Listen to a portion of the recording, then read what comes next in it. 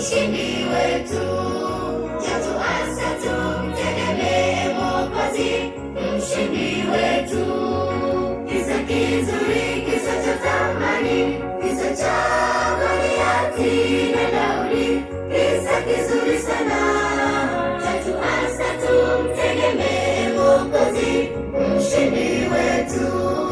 Jatuasa tumtegemee Mwokozi, mshindi wetu.